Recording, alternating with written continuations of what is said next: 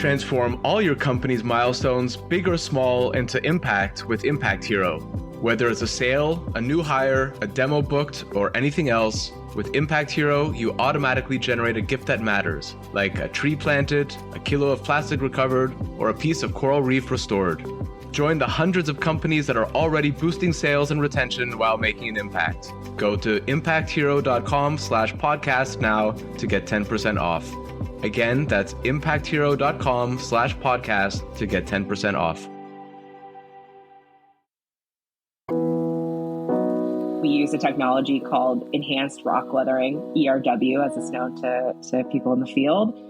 It uses a natural process that rocks, many special rocks on Earth go through to regulate our Earth's climate, but we speed up that process.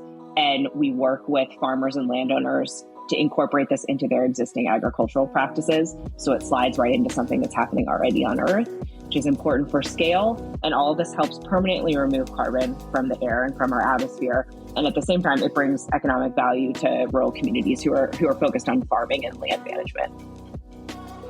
Welcome to another Climatetech podcast, interviews with the people trying to save us from ourselves. Anastasia Pavlovic is co-founder of Eion, a company that uses rock weathering for carbon removal in agriculture. We talked about working with farmers, the importance of nature-based solutions in combating climate change, and why financing is just as important as technology in the climate tech space. I reached Anna in Detroit. I'm Ryan Grant Little. Thanks for being here. Anastasia, welcome to the podcast. Thanks for having me. You are the co-founder of Eion, a CO2 removal company working with the agricultural industry. And I wonder if you could just take a minute and, in a nutshell, set the scene and tell us a bit about what Eion does. Of course. Eion is a carbon removal company, as you said. We build technologies that fit into existing industrial systems or existing value chain systems so that we can remove carbon instead of emitting it. We use a technology called enhanced rock weathering, ERW, as it's known to people in the field.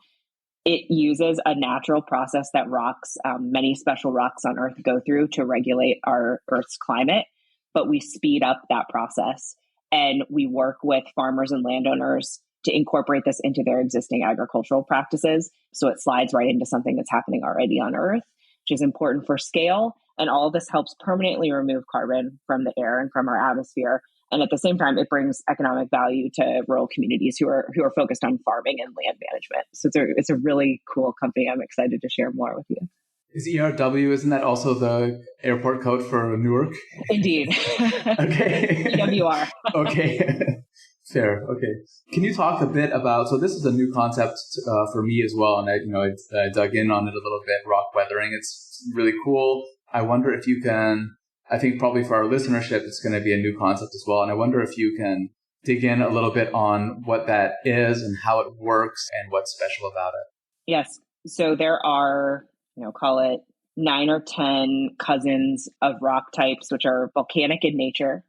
And these special rocks are prolific on the Earth's crust. They remove carbon from the atmosphere very slowly. And some do it faster than others. But imagine massive portions of the Earth's crust that are rock are very slowly over time interacting with the atmosphere and actually removing carbon slowly. And that carbon is stored into sediment that eventually goes down to the bottom of the ocean. And that helps regulate our natural climate cycle.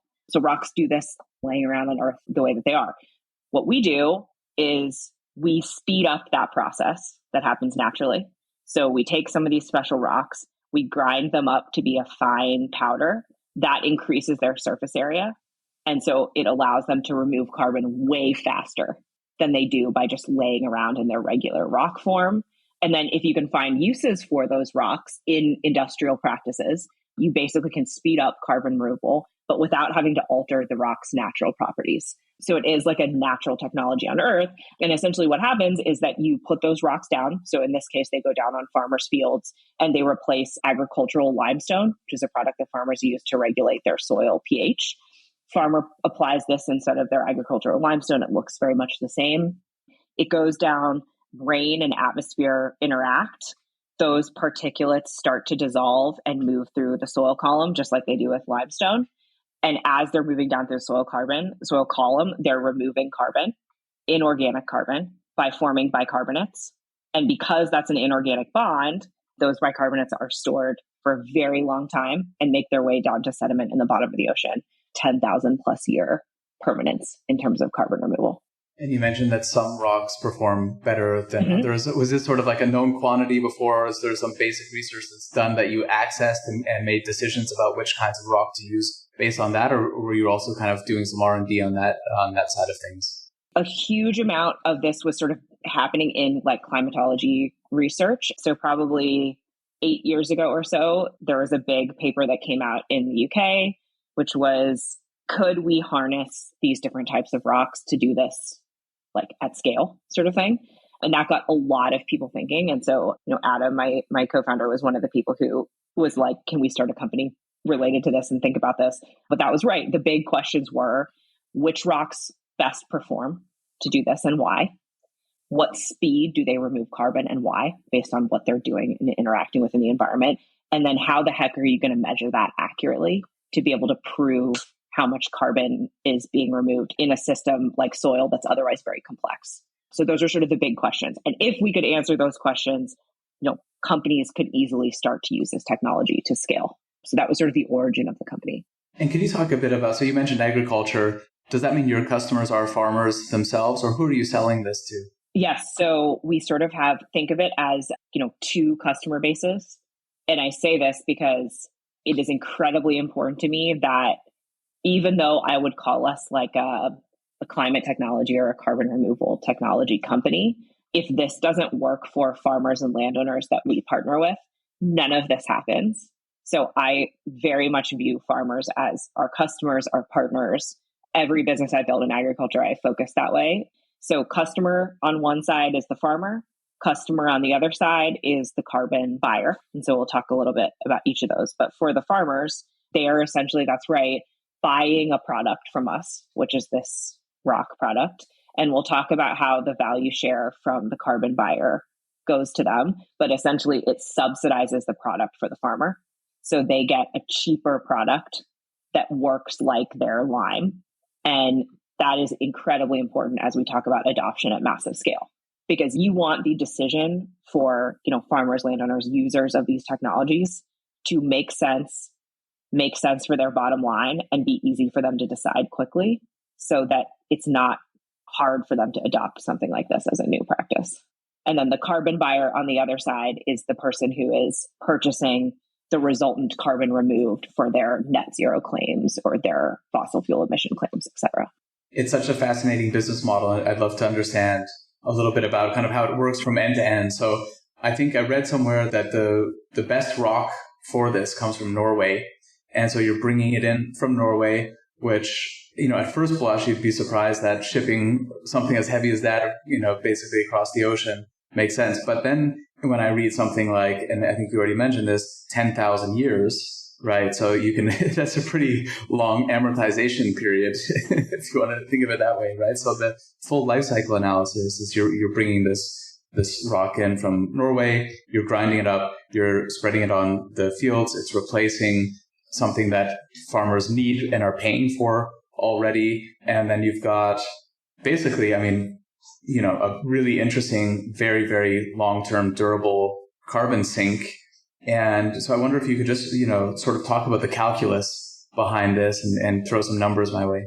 Yeah. So everyone asks this, and it is, I agree.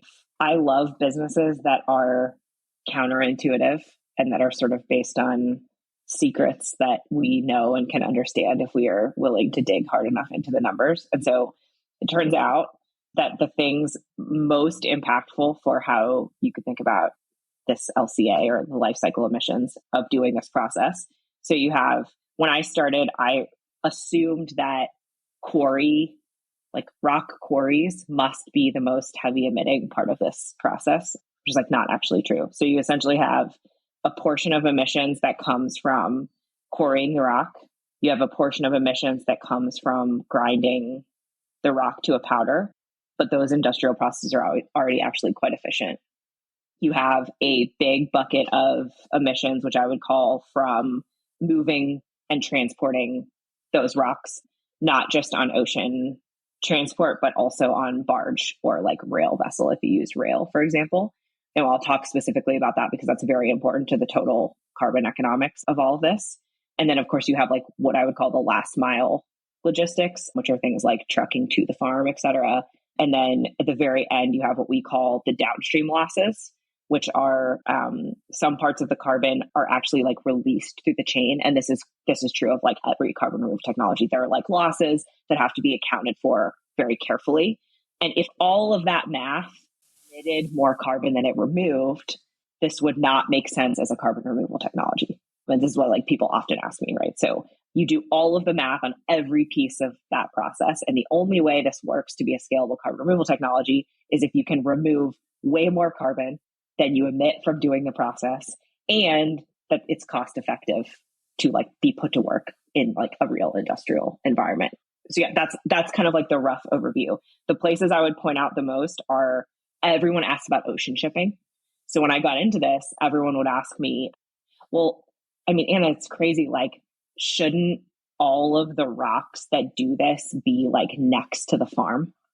And then you have this perfect scenario where like your rocks are moving like really close to the farm. It's like, yeah, but do you know what the industrial fertilizer business looks like? And regardless of our ability to reduce our reliance on synthetic fertilizers, the truth is like the value chains and supply chains for how those products are distributed are very centralized. And they are great at getting to massive scale and being very centralized. And so what was interesting to me is rather than think of this distributed network of like small rock piles near farms, can you make this look like the industrials business because the supply chains are so efficient? And so to give you an example, in the case of ocean shipping, it's incredibly efficient to do ocean shipping. If you can load the rocks into a deep water vessel, you don't have like a train or something in between them, incredibly emissions light. And then you're shipping over in as big a vessel as you can in one load. That's making your per ton cost and carbon emissions really low. And so it's very counterintuitive. You know, most people can't believe it until they see the math. And the rocks that you have in Iowa might not be volcanic in nature relative to the ones coming from, fjords up in Norway. Absolutely. Same reason that our potash in the US comes from Canada. Most of our minerals are mined from other places and brought in and then are blended and perfected in the US, but they don't come from there. Exactly. I like that you talk about it as a sort of hybrid between an engineered and nature-based solution. I mean, I think I've got a pretty good sense of that just from your answer so far, but do you want to talk a little bit about, why this is important and why you see it that way? Yeah, I got really into this concept because my last company was focused on soil organic carbon. So doing things that build up the sinks of soil organic carbon in our world's soils, regenerative and conservation ag practices and things like that. And what I loved about this was our Earth has the ability to do these things. And these systems, so we talked about the rocks removing carbon on this really slow geological timescale. We think about soil processes having mitigation to help climate resiliency. Like, what better tested, proven technologies than ones that have like been essentially evolving and adapting for millions of years on Earth, right? As like our Earth's environment has changed. And so I got really into this idea of like the best technologies, and it doesn't mean no shade on our like engineered solutions like direct air capture. They're all an important part of this. But for me personally, it's like, can we find the technologies that Earth has perfected by testing them for millions of years and have like arrived at this like really elegant solution? And then can we just figure out how to speed those up or like perfect those without totally changing them? And what I love about that is like, you're essentially like using the systems that have made sense on Earth for millions of years, way before humans were around, and speeding them up and adjusting them in ways that are like safe and beneficial. And to me, that was like this magic sort of like mixed ground that is like where I love to think about spending my time. I thought about doing more engineered solutions when I was deciding about joining Eion, but this combination of these pseudo nature-based, pseudo engineered solutions was like, that is what I think is really exciting.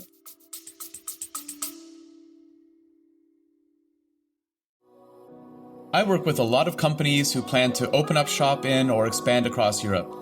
My one big piece of advice, don't fall into the trap of setting up a new entity right away. Instead, talk to my friends at Paracar, who can help you get up and running without all the costs, not to mention the legal and HR hassle. When I was hiring in different EU countries, I wanted my team to focus on their work, not on the country's bureaucracy. After interviewing a half dozen international expansion firms, I chose Paracar because they were by far the most knowledgeable and they're great people. Whether you're a large multinational looking to expand abroad, a small business looking for the right talent, or a contractor, they'll sort it out.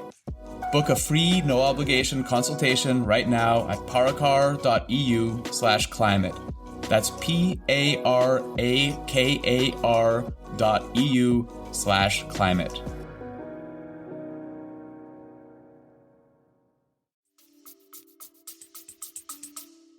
Some of your customers are large tech companies like Microsoft, and I think it's been interesting that we've seen in the past couple of years, like a lot of commitments from companies like that with net zero goals, and then some walking back of some of the net zero goals also from the tech companies, especially as kind of the AI appetite for power has kind of, reared its head.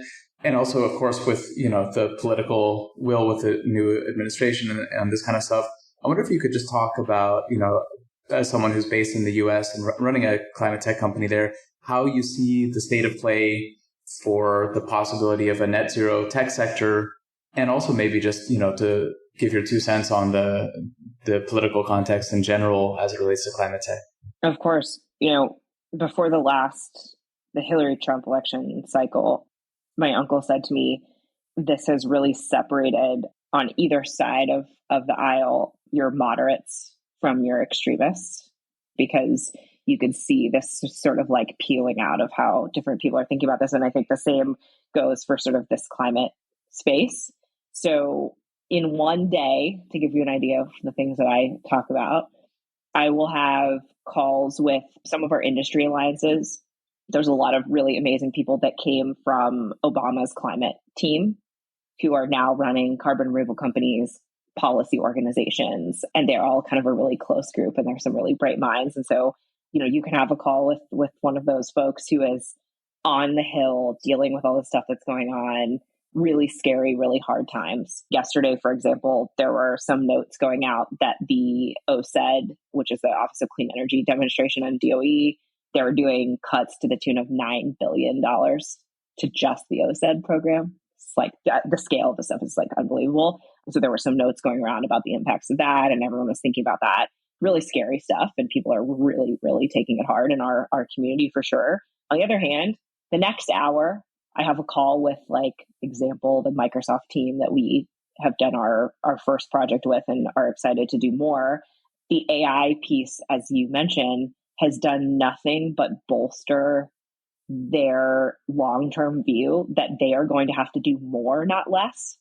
And I think the way they're looking at it is, if they're not buying more and investing in these technologies now to drive the price down and get the supply chains up that are needed, you're never going to get close to your 2030 goals, especially when, Microsoft did an announcement a few weeks ago that, like, their targets are actually increasing because of AI, right? And so rather than say, like, oh, we're walking this back for political favor, we actually see that, like, our goals were already aggressive and they, like, weren't even aggressive enough. So we've seen things from those folks like, we are going to, all of these contracts that we write have what's called in common in, other types of industry commercial contracts, some sort of like right of first offer or right of first refusal, so that those buyers have the chance to purchase more should you have more come available commercially. Microsoft and others have said, look, we're going to start negotiating earlier on these right of first offers than we expected, because we know that we have to secure this supply. And there's going to be no other choice, especially when you're talking about very permanent carbon removal. There's more of other ranges of types like soil and forestry. But when you're really talking about, like, the hard permanent carbon removal, the supply is so small compared to what those folks need to buy. And so you see this weird, like, terror and bullishness. And I think there's opportunity here for us if you can, keep your stomach strong enough to deal with it. Yeah, if you can have the long-term view. And I mean, I know, working with corporates on this before, that it's kind of like this musical chairs effect where no one wants to be the last one standing when, if the chairs are, high quality credits. And I guess this is how things work a lot in kind of the corporate space. And as, anticipating regulations coming down the pike many years ahead, but nobody wants to be the first. Nobody wants to be the last. Everyone wants to be kind of like, well protected and kind of like moving along with the pack here. And so, it's great. I guess, some of the companies that you are working with actually are leaders in this. And so different rules apply there. Is the messaging any different about how, versus 6 months ago when they're announcing that, contracts with you and the reasons why they're doing this? It definitely, and this was funny too, like from some of our industry groups, there were memos sent around about things like how to position your technology, with senators, like what words to use versus not, how to change your framing. Crazy to like read an email that says this stuff for me. It's like, it's all the same stuff. But yes, that is very real. I think the way that a lot of folks are looking at it is you don't have to make the arms reach to climate change technologies. And in fact, like I use this a lot with farmers and agriculture. Like my messaging was always, I'm not an activist and I don't care what you believe. My job is to bring you a commercial program that incentivizes you to do a thing that's going to help you and help the planet. And like you make your choice based on if the program works for you. I don't care what you believe. I'm not here to preach to you about, this or that. And I think this is similar. Finding ways to talk about this as it is grid resilience. It is focused around farm resilience, which is important if you start to talk about impacting what we import as a country. There's a lot of ways that you can sort of like position this that these are technologies that exist for climate change and climate change alone. And the fact is like, they don't. Like the industrial sector sees that they're going to have to do these things. Yes, there are organizations that have more or less desire to do that or more or less pressure to do that. But I think I view this as absolutely inevitable. And it's just a question of like how fast, like you said, who's going to lead, who's going to follow, and can you soften the messaging in the right audiences to make sure that this doesn't get totally cut. In a lot of ways, we're closer to agriculture, which is good in times like this, because ag is the great aisle crosser in almost every state. Every state has some sort of reliance on their agricultural supply chain, whether it's a red state or a blue state. And so ag is kind of like a nice place to be when craziness is happening. Yep. When I worked in biogas in the aughts, also it's something that touches, actually more so ag than power in a lot of ways. And I would, when I was talking to red state governors, it was always about energy security, food security, jobs creation. And I think that applies here as well, because these kinds of things, as you say, like it's this perfect hybrid between engineered and nature-based solution. It makes sense on its own, right? Like independent in a lot of ways of political systems. It's something that just makes a lot of sense. And so you can generally get people on board. There are enough ways to pitch it that everybody can be convinced of this type of thing. Definitely. And, in our case, it's like for some of these programs that are being considered to be cut or being altered or paused indefinitely, it is not a hard calculus for me to do to show how cutting these programs is taking dollars out of pockets of real farmers. Like, you don't have to believe in magic to see, like, this is a very easy few step process that cutting this is just cutting money from farmers who could participate in these things. And that's meaningful, regardless of sort of like your political views, which I think is helpful.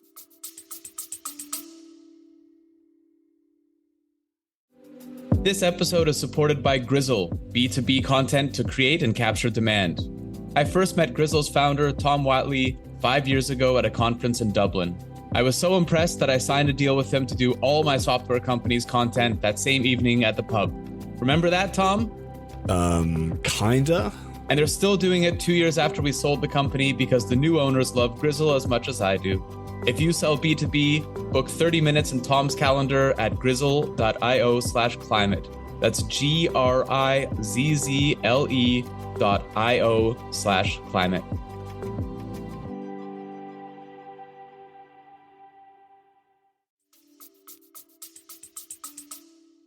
I'd love to switch gears for a minute and just ask you kind of a few questions about some of the things you said in other interviews. One, for example, that you've touched on a topic that I think is really important and under-discussed in our sector, which is the need to get the financing right and to understand that there's a pretty hard line between venture capital and project financing. And I know your company is venture funded, and probably a lot of the deployments of these projects looks for you need project funding. I wonder if you can just talk about how, and maybe package as some advice for Climatetech founders listening who, aren't thinking so much about this, or maybe just on the venture capital track and not necessarily thinking about what the project delivery side of things looks like. Yeah, of course. So a little bit of like backstory. So, I did engineering in school, and when I left school, software was still super hot. Everyone was moving to San Francisco, like cool stuff happening in startup land. And that really called to me. So everything I did, save a few things in my time in the federal government space in DC, everything that I did was predominantly software based and predominantly venture funded. I love the speed and sort of fail fast mentalities. It just spoke to me as a vehicle to start new things. And it's great at that, right? And the US is sort of known for this high drive, high stakes ability to do this. So I very much came up in that space, and I ended up going to Yara, which is this massive fertilizer company based in Norway, which was my first view at what it really looks like to do this inside huge global organizations. And I'm really thankful I did that, because it was the opposite of what I was trying to do in the startup space. I was trying to sell into those types of businesses to create change. And I wanted to learn why it was so difficult and what it looked like on the other side of that. But I say all of that because I think that most people like me who came in this from some venture or entrepreneurial type, aughts onward sort of thinking, unless you worked in renewables or you had biogas companies, something similar, the project finance side is just not something you've played a lot with in your SaaS business realm. Even when you have some sort of facilities or asset backed, it's that's kind of crap the bankers deal with. You're not thinking a lot about that. It's not a core focus.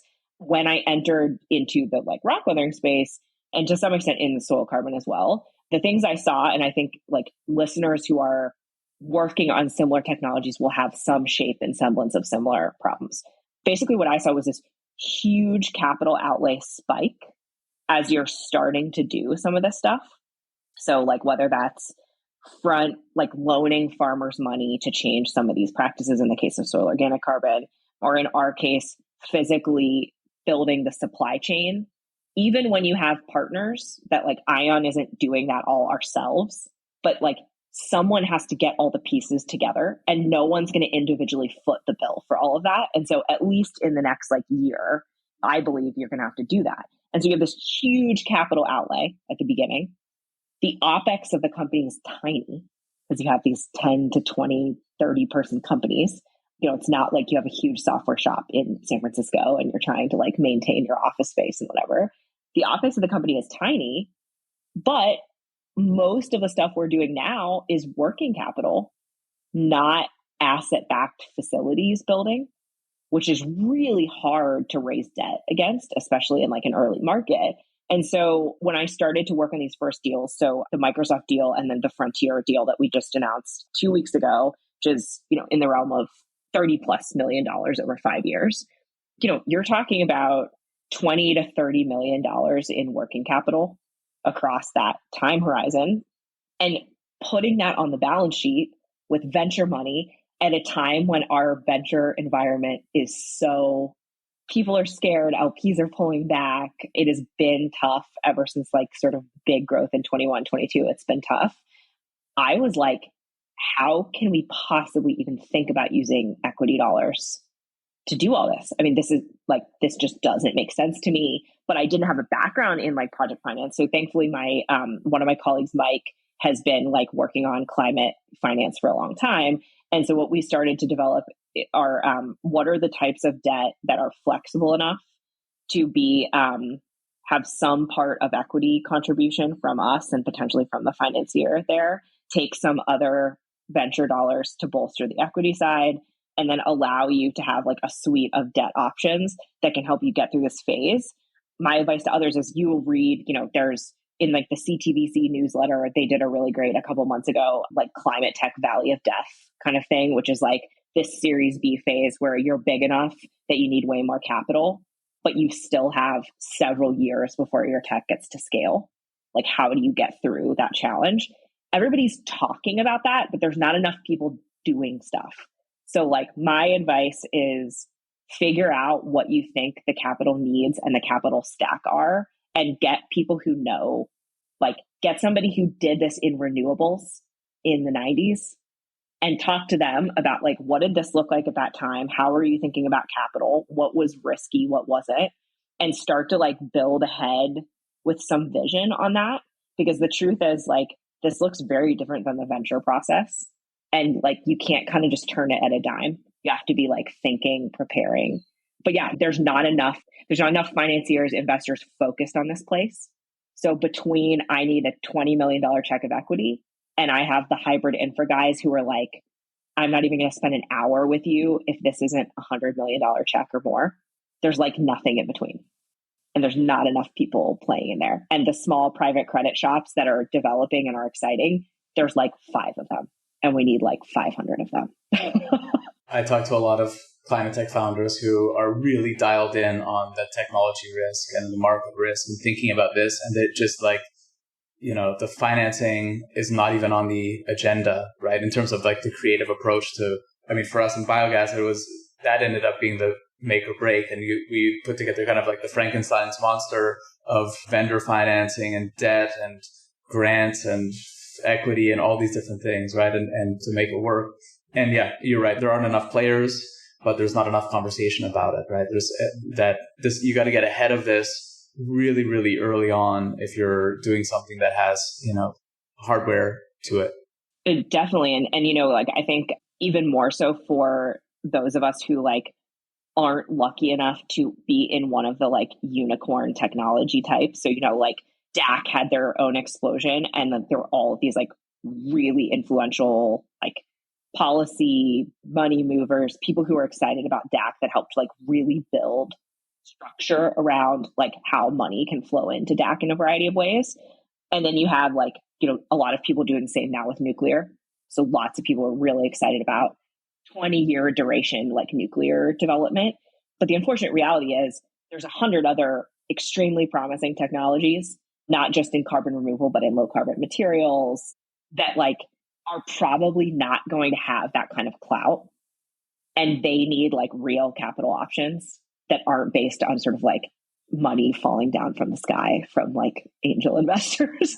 most of us may be only lucky to have that happen once in our careers. Yeah. So it's something that requires a lot of hard work. And I certainly did not have a background in it. Like, I think sometimes it can be easy to listen to these things and think like, gosh, how the heck am I gonna like learn all of that? Like, to me, it was just find people who know it and get it, bring their experience in early enough to be able to learn from them and like figure out how to do this. You've also said that what this industry needs is scrappy founders who can figure out how to grow companies in sectors that aren't totally understood. So that's definitely you, and coming from kind of also traditional tech startup backgrounds. And you've got an extra wrinkle here in that you're a mother of 2 young children. What is it like to be launching a startup with a 4 and 23-month-old at home as well, on top of it all? It is, no, life is crazy. It is awesome. And I often ask myself, why do I love, I didn't realize I was doing this until probably like my 4th startup. And I had this moment where I was like, I am actively seeking out super esoteric, niche, high tech, high subject matter, a data scaling component, a human element in markets that essentially like don't exist yet. Like, that is what I love to do. And it is the absolute hardest because your belief system is you're looking so far out into the future and you're trying to create dynamics that our current system like isn't set up to do. And so, a lot of people talk about like in carbon removal, like public good. And so, I often find myself frustrated that it's hard to capitalize some of this stuff because the returns don't look like software SaaS returns. The profile does not give returns in 2 to 3 years. It's going to take longer to scale. Like there are these pieces that our system is just not incentivized to be excited about. And I have days where that is like deeply frustrating to me, like in my heart and in my spirit. But, I wake up the next day and I still think this needs to exist. So I fight. I think the thing that matters most to me, and I'm sure that like other founders feel this way too, the thing that matters most to me is these technologies should exist. And on a great day, so, like 2 weeks ago, we announced this $33 million offtake, which is bankable. We're raising debt, like huge milestone for the company. We did a little celebration internal with our team, but like it is hard to get excited sometimes because you're already thinking about the next hurdle, like, well, I have to go raise money to do this. I have to do this thing. I have to do that thing. I think then you'll have a day where you wake up and it just feels like everything's going wrong. Like 6 people messaged me in the first hour of my day about something that like exploded that didn't work right. And what are we going to do about it? And I've learned that it's sort of like on the good day, it's like you're running a marathon, you wake up, you run, great stuff happens, you feel stoked, you go to bed. The next day, a bunch of bad stuff happens, you're running a marathon, you get through it, you sit down at the end of the day, you're tired, you go to bed. Like you just keep going. One of my mantras is no feeling is final, just keep going. And it's like, you have a hard day, you have a good day, like your average is somewhere in between and you kind of just have to bend with it and like keep going. But no, there's definitely crazy moments. And yes, having kids and being a mom is, it was easier to dedicate all of my time previously to like my job and then having like some fun and doing adventures and traveling and stuff around that. Now I have some time that is like actually not my own. Like I am responsible for little humans who hopefully will grow up and also go do important stuff in the world. And that is hard for me to be like, I can't do 3 more hours of calls because I got to like feed little people and make mac and cheese and get them juice and stuff. But it's cool. I have this theory that like, good founders, good entrepreneurs are all about the next problem and then solving it, right? And so once you've solved something, you generally don't stop and dwell and like, in a good way and celebrate it and stuff like that. And so this is, this is the challenging thing. And I catch myself doing as well. Like the thing that I've been working on for, X number of years or months, as soon as it's achieved, I'm like done with it. I'm like, I don't care. Now what's the next thing? And it's not really conducive to good quality of life. No, and we need to be better. Something that I like state regularly with the teams and like have tried to make a practice both in like my life and with the teams is like, you do have to take pause to notice because like the good moments and the bad moments are coming regardless. And life is all about moments, right? And so you have to take a minute and just like lean into the good ones too. And be like, look at, do you remember when we thought about doing this achievement? It seems so far away. Many of us thought we would never get there. We couldn't do it. Like, here are the things that happened that like allowed us to get here. But correct, the other side of the coin is also true that sometimes, because I think the great art of this is like regulating yourself through the highs and lows, there are also times when someone is freaking out about something. And I think they perceive that like, if I'm not losing my mind, like screaming, crying, whatever, like saying, oh my God, that I don't see it or that I'm not freaking out about it. And I just view it as like the only way to continue and survive is it's just another problem. We're here to solve another problem. That's our job. And if you can take the freak out away from it, you can just kind of get down to the like, what has to happen here and let's go and let's do it. But yeah, it can definitely be hard for people when you get better at like regulating in a weird way. I just finished reading the book 4,000 Weeks, and that's a pretty core concept of it as well. It's like, we're just here to keep solving problems. Like you're never done. So you might as well enjoy the process. It is so true. And I'm by nature, I'm a very sensitive person. So I feel and perceive my way through many things. And, the engineering side of me and the logical side of me, I have like trained through great practice to like marry the two. But I personally am my own hardest critic.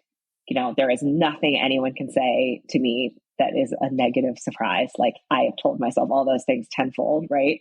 And I think it can be difficult to make your lowest low moment and your stairs back up to your great like operating level shorter, because you're like hurting or you're processing or whatever. And I think the great key is like practice at making that stair step back up to your like great, excellent operating level shorter, so that like, because disappointments, mistakes, like stuff's going to happen. You're going to drop down, and you have to be like faster to get up, faster to say, this is just something I can learn from, and not take it so to heart, and just like get back on the bike and keep going. Okay, I'm thinking snakes and ladders and just run up that ladder. Yeah. Indeed. And that's a great place to leave it. I've really enjoyed talking with you. I love what you're doing. Thank you so much. Thank you. Thanks for having me. No, it's super exciting. Thanks for sharing our good news out in the world. Thanks for listening to another Climatetech podcast. It would mean a lot if you would subscribe, rate, and share this podcast. Get in touch anytime with tips and guest recommendations at hello@climatetechpod.com. Find me, Ryan Grant Little, on LinkedIn. I'll be back with another episode next week. Bye for now.